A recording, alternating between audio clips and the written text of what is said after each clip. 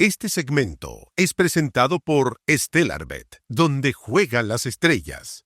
Me quiero detener en lo que usted decía, el próximo mundial está siendo conocido como el mundial de Trump.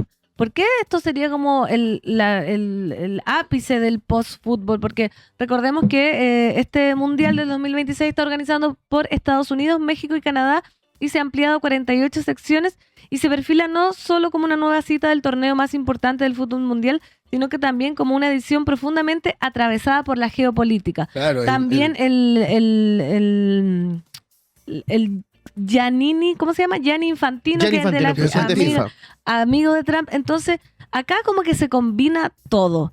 todo, post-fútbol total. Post-fútbol total. O sea, estamos hablando de Donald Trump, que ¿qué más vamos a decir? O sea, estamos metidos en un conflicto geopolítico gigantesco ahora. Se va a jugar igual allá. ¿Cómo se revela el post-fútbol en esto que ya es, como usted dice, post-fútbol de tomo y lomo? Mira, lo que pasa es que Trump, bueno, Estados Unidos y Trump y su administración siempre le han tenido ganas al fútbol y su acercamiento, y ahora es la vez que ya es más cerca, ¿no?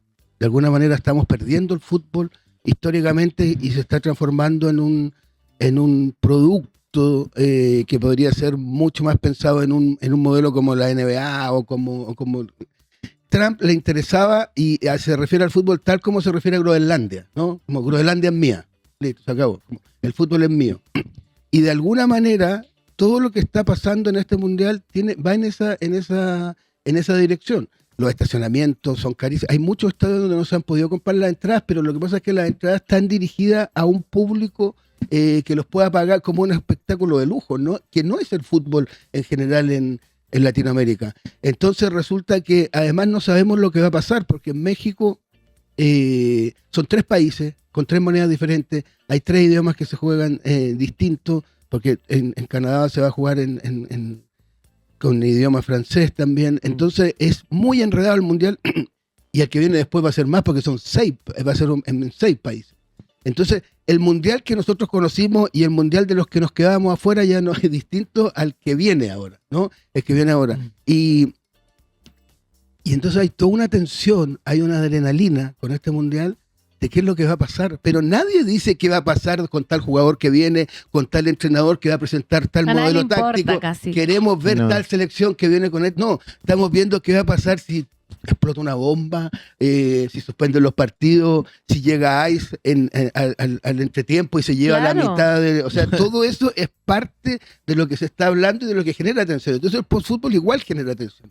Igual vamos a estar frente al televisor, igual vamos a querer... Pero la gente tiene la sensación de que se viene un mundial muy raro. Y donde además los partidos... Hay un goleador que fue Balón de Oro en los 90, Ruud Gullit, un holandés, que el otro día dijo, no veo más fútbol, me aburrí, porque todos los equipos juegan iguales, no hay figuras, y de alguna manera eso, yo en el libro también lo planteo, ya no hay espacio para los distintos, no hay espacio para un jugador que haga distinto, sino que funciona el esquema. Y en Chile también tenemos ahora un entrenador que lo único que dice son los datos, las métricas, eso totalmente por fútbol.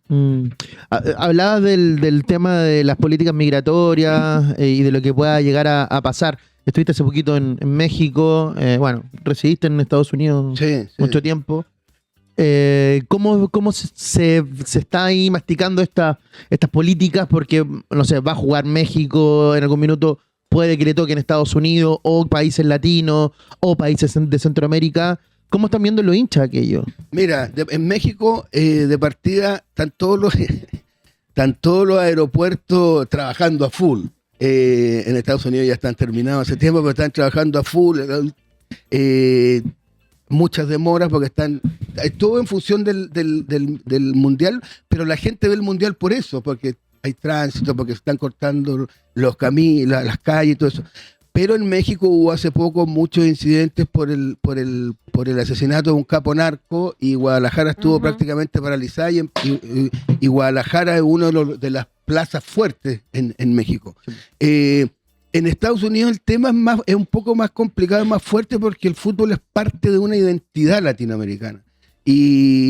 Y acá yo estoy un poco, o sea, conozco harto eso, porque uno de los proyectos en los que trabajo, aparte de esto, es la Universidad Portátil, y nosotros organizamos un premio que se llama el Nuevas Plumas, que es para jóvenes cronistas que hacen periodismo narrativo, y tenemos edición en Chile, Argentina, y tenemos una en Estados Unidos, con la Feria del Libro de Nueva York, que se llama el Premio Nuevas Plumas de Estados Unidos, y por primera vez a ese premio escribí a jóvenes que nos ponían en el correo, ¿puedo mandarlo en la crónica de manera inédita? ¿No? Un premio que está hecho para destacar nuevos valores, lo puedo mandar de manera inédita. Entonces le decían, bueno, ya, pero si gano también quiero mantenerme inédito, ¿no? Una especie de temor por hablar en español y por ser qué latinoamericano, que es cada vez más fuerte. Y en esa línea, y en el tema de la identidad, el fútbol es parte de la identidad de los latinoamericanos. Yo en el libro digo, mi linaje es el fútbol. Yo vengo del fútbol porque fui al estadio desde antes de tener uso de razón. Hay mucha gente que se acuerda del primer partido que fui. Yo me llevaron desde siempre y me llevan a ver a mi papá jugar. Mi hijo, que tiene 4 años, es goleador de la sub-5, digo yo. Pero en Latinoamérica tenemos muy asociado al fútbol. Yo escribo desde el fútbol para escribir de todos los temas que me importan. Entonces en Estados Unidos se vive de una manera bien dura por eso mismo, ¿no? Porque el fútbol es parte de la identidad de la gente que se siente perseguida. Hay mucha gente que lleva muchos años en Estados Unidos y desde hace unos 3 meses no sale de su casa porque tiene miedo de que lo agarren. Juan Pablo, hay personas que podrían ser un poco críticos de esta línea y decir que quizás es un exceso de nostalgia o podría presentar una resistencia al cambio porque estamos en un mundo más moderno, porque las redes sociales... ¿Qué le respondería a esas personas? No, a mí me encantaría que me dijeran eso. En realidad, cuando hice el ensayo de partida, además que como cada página y media digo, esto no es un ejercicio de nostalgia, esto no es un ejercicio de nostalgia, precisamente porque veo los cambios que están ahí. Pero me ha pasado todo lo contrario increíblemente. Me han llevado incluso hasta programas deportivos de estos de fútbol y yo les digo, oye, me siento acá vendiendo Biblia en el infierno porque precisamente el libro habla, no, pero es que como que hay mucha gente, mucho público, muchos lectores que de repente conectaron con el libro porque diciendo, oye, esto me estaba pasando y no me daba cuenta. Como que dejé de pescar el fútbol hace unos años, como que lo veo un poco más de distancia. Ahora acá, no sé si, porque el fútbol ha usado una táctica que se metió acá en la política con este gobierno de poner esta cosa de la inundación, que hablaban de la inundación. Inundar la zona. El caneo dice llenar la sangre. Inundar la zona, claro. El fútbol lo que ha hecho es inundar la zona. En el fondo, ahí estamos compartidos todos los días. Acá tenemos, el otro día salió un campeonato nuevo, así como de la nada. La cosa es inundar de fútbol, sin que importe tanto si es el mundial, si es un campeonato de la liga, porque el negocio precisamente el fútbol está todo en la apuesta, en las camisetas nuevas, en todo lo externo, ¿no? Pero claro, me habría gustado que hubiera más defensores de esta cosa del nueva. Claro, digamos. Y al final termino yo mismo siendo el único defensor diciendo, bueno, igual es un deporte entretenido, tiene mucha adrenalina y todo eso. Claro, porque los futboleros que hoy día están en los medios, bueno, yo amo el fútbol, o sea, me encanta el fútbol, me dedico a eso, pero hay, claro, esta corriente de como del romanticismo que hablábamos anteriormente y que al final nosotros, lo que se hace del periodismo deportivo finalmente es buscar culpables de por qué el fútbol está así. Y en Chile también por el momento futbolístico, que es un momento, ojalá pasajero y todo lo demás. Pero desde tu punto de vista, profe, ¿dónde están los actores que han ido manejando esto del post-fútbol en los últimos, no sé, 20, 25, 30 años? ¿Dónde lo situamos el post-fútbol? Y después, ¿qué caras son las que han ido mutando en aquello? Mira, el post-fútbol ha sido una cosa bien en lo último. No es que partió de un día para otro, ¿no? Yo empecé con lo del post-fútbol hace 10 años cuando saqué Niños Futbolistas en Barcelona. Y lo fui a presentar, era la misma semana que llegaba Neymar a jugar a Barcelona. Neymar, que era el fichaje más caro, y estaba en una cafetería fuera de la editorial, y al lado había un papá con 2 niños de 10 y 11 años, y estaba leyendo el diario un sábado, y de repente dicen, era el diario de la llegada de Neymar, y entonces uno de los niños dice, hostia, llegó Neymar, y no sé qué, y dice, y había costado 80 millones de euros, y uno de los niños dice, ojalá podamos recuperar la inversión. ¿no? No decía, ojalá salga campeón, ojalá ganemos muchas copas, ojalá podamos recuperar la inversión. Y ahí, a partir de ese momento, cuando yo lancé el libro, dije, estamos frente a un nuevo proceso, a un nuevo deporte, donde realmente es más importante recuperar la inversión. Si tú eras de un equipo, si eras de la U, Colo-Colo, Católica, no sé, Unión, Wander, y había un jugador bueno que salía de tu equipo, tú querías verlo jugar. Hoy día la gente quiere que se venda rápido. Que se venda rápido y que juegue en Europa y que empecemos a seguirlo a él porque seguimos personas, ya no equipos. Y entonces en ese sentido también yo digo que el postfútbol es un deporte mucho más individual, donde tienen que ver mucho las redes sociales. O sea, hoy día un factor clave para contratar a alguien, está explicado en el libro, son la cantidad de seguidores que tiene. Entonces, por ejemplo, Rosario Central. ¿En serio? Claro, Rosario Central fichó a Vicente Pizarro. Sí, una de las razones fue porque tenía 300.000 seguidores en Instagram, que es mucho, pero además una de las razones más era que tenía 300.000 seguidores siendo muy mal influencer, porque subía una cosa cada 3 meses, claro. Pero igual, o sea, tenía, imagínate el potencial que tenía si lo manejaban bien. Entonces Rosario Central lo contrata, trae su talento, pero también trae sus 300.000 seguidores. Que sirven porque ahí empieza a funcionar toda una dinámica del negocio diferente. Por eso yo digo ahora que en general los jóvenes que se están preparando para el fútbol hoy y que quieren triunfar, no quieren ser futbolistas en el fondo. No es su objetivo, no es triunfar como futbolista. Ellos quieren una cosa nueva, que ellos quieren ser estrellas del post-fútbol, que es otra cosa. Es como ser más como unos influencers deportivo, claro. Famoso. Entonces resulta que se ha generado una cosa nueva, te la van a empezar a ver, por eso digo que hay que ir mirando todos los detalles del postfútbol. Por ejemplo, cuando llegan los futbolistas a las concentraciones ahora o para la selección, entonces llegan en el auto y se bajan caminando y entonces llegan con unas tenidas, unas pintas, pero como de modelos, como de alfombra roja. Entonces claro. Ahora están haciendo comentarios de moda, ¿no? El otro día salió en el Chiringuito, ya empezó que como que va a empezar a tener este postfútbol comentarios de moda, porque además a la industria de la moda le conviene, porque el perfil de muchos de los jugadores es mucho más parecido a la gente común que los modelos. ¿Y esto tiene algún retorno? Porque ya usted mismo dice que la gente parece que está más a favor de la nostalgia de lo que fue antes el fútbol de barrio, de que se valorara la calidad de los jugadores. Las camisetas, por acá estaban diciendo, la camiseta nueva de Chile es bonita para entrenar o algo así, pero llevan como 10 partidos jugando con esa, es una falta de respeto para la roja. Hay un punto como de pijama, retorno. Dice mucha gente. Claro. Yo lo encuentro preciosa. Pero habrá algo, lo único que me gusta el post-fútbol, ¿habrá algún punto de retorno de este punto post-fútbol o estamos ya de aquí para arriba y ya nadie va a saber jugar a la pelota? Y vamos. Yo soy extrema, al tiro me pregunto, porque se ve un poco desesperanzador el panorama. No quiero ser desesperanzador, pero mira, el epígrafe del libro dice un poco que este es el deporte que nos explica nuestro tiempo, ¿no? El fútbol es un espejo distorsionado de la realidad y en el fondo lo que pasa acá es lo que nos está pasando a todos. Entonces el fútbol no inventó la sociedad anónima y de repente le empezamos a cargar la mano, oye, el fútbol, ¿qué solución? No lo inventó la sociedad anónima y para regular la sociedad anónima no hay que ir al fútbol. El fútbol no inventó la ludopatía juvenil, entonces también le exigimos a ellos y muchas de las cosas que se las vamos exigiendo, pero en realidad esta cosa sin retorno de alguna manera, y no quiero sonar apocalíptico, sino que al contrario, que nos enfrentemos a lo que estamos viviendo, también lo estamos viviendo de alguna manera nosotros. En la vida. Claro.